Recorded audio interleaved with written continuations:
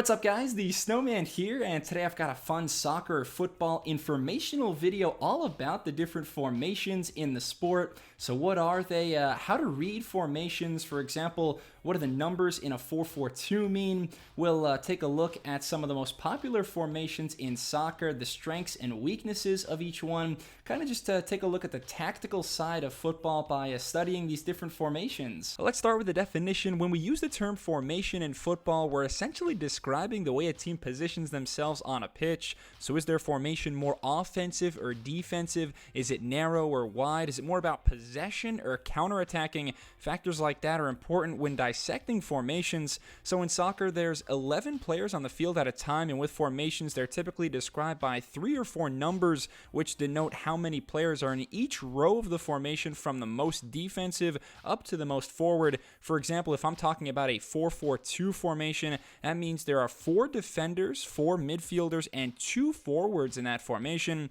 And just because a player is listed as a center defender, that doesn't necessarily mean you'll never see them on the opponent's side of the field or trying to score goals, but generally the defenders do stay back, midfielders stay in the center of the pitch, forwards stay up. Just remember that we count the defenders first, then the middies, then forwards. Sometimes formations will have 4 numbers instead of 3. With those formations, we have 4 distinct lines of players, and we never include the goalkeeper when naming formations since the goalie is a part of every formation. Just focus on the 10 outfield players. So since we already mentioned the 4-4-2 formation, let's start off with that one as we look at a bevy of the most common and best formations in the modern game. The 4-4-2 has lost some popularity in the last decade or so, but it's still one of the most standard formations because of its overall balance. The midfielders have to work hard to support the forwards and protect the defenders. It's a pretty difficult formation to break down because of the 2 blocks of 4. The 4-4-2 is a great formation for wingers who like to make runs to the end line and whip in crosses.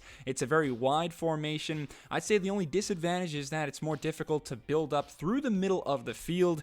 There tends to be some space between the center mids and the 2 strikers up front. An extremely similar formation to the 4-4-2 is the 4-4-1-1. They're basically the same. However, I like this one slightly more because one of the 2 forwards sits back deeper than the other in more of a number 10 role. So this sort of bridges that gap between the center mids and the striker. I favor the 4-4-1-1 over the 4-4-2 because for most squads, you want to play with a style that allows your best players' talents to be on full display. I like how the 4-4-1-1 has a role for a creative playmaking attacking mid. We'll see that position in many other formations as well. The next formation is one that's gaining popularity, used by many international squads in Euro 2021, including the champs Italy, France, and Portugal too, the 4-3-3. It's a very expansive formation, especially in regards to the 3 interchanging players up front, while the 3 midfield players stay relatively compact. You'll see the forwards in a 4-3-3 often spread out. This formation is more offensive than a 4-4-2, and I think it's highly effective depending on personnel-wise. If you have an A-plus defensive midfielder like an N'Golo Kante or Joshua Kimmich, because they plug up those holes in the middle, then you should have plenty of numbers in attack. My personal favorite football formation is the 4-2-3-1, and maybe I'm a little biased because this was what Germany used mostly throughout the 2010s, Bayern Munich as well. Many strong French and Spanish sides have used the 4-2-3-1 too. It's an awesome lineup because number 1, you have the back 4 compared to a back 3 or 5. I never want 3 center backs on the pitch because I feel like it slows your team down too much. Secondly, you've got 2 holding midfielders who do the lion's share of the defensive work.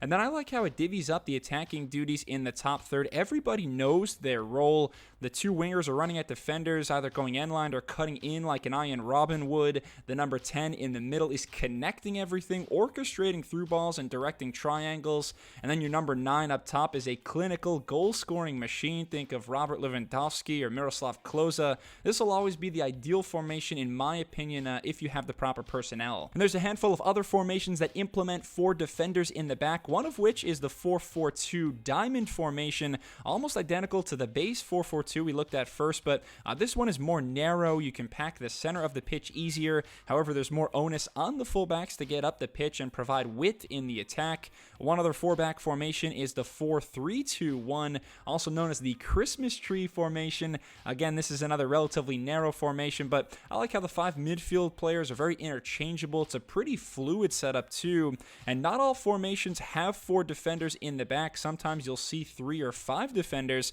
so let's get to some of those. For example, the 5-3-2 formation. It's got 3 central defenders, oftentimes with one of those acting as a sweeper and a last line of the defense. And then on the outside, you have the merging of the fullback and the winger positions into what's called a wingback. The wingback, a hybrid version of the conventional fullback and the attacking winger. So wingbacks have multiple responsibilities in both attack and defense. They've got to run a ton, but playing 5 in the back generally gives you more width and more numbers in defense.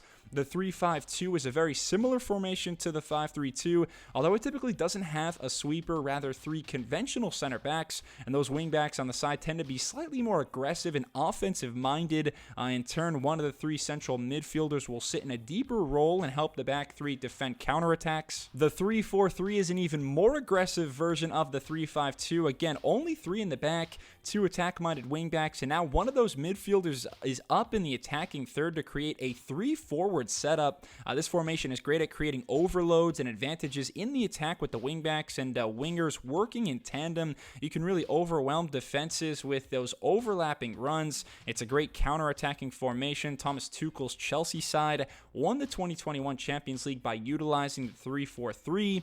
Also a shout out to the ultra-offensive 3-3-1-3, probably the most aggressive lineup that I've seen in the last 30 years. And look, football has come a long way since the early 19th century, where you'd see 8 forward lineups, or in 1930 when Uruguay won the World Cup with a 2-3-5. But the 3-3-1-3 was a staple for Marcelo Bielsa's Chilean team from 2007 to 2011. As you can imagine, not a whole lot of defensive coverage, but it can be highly effective if you have a team that can retain possession, press highly for most of the game, and maintain a high defensive line. On the other end of the spectrum, one of the most defensive-minded formations in the modern game is the 5-4-1. Just a lone striker up front, but you can really park the bus with the 3 center backs in the middle, along with the double protection on the outside. If you have attack-minded fullbacks, this can sort of morph into a 3-6-1. You might remember Greece had a similar tactical setup when they triumphed at Euro 2004, but I just love how many different formations there are. There's plenty of others I didn't even mention, so please leave a comment. I'd love to know your preferred formation in football. And thanks a lot for watching my soccer formations explained. Please take a look at my other soccer and football content, my soccer positions explained video.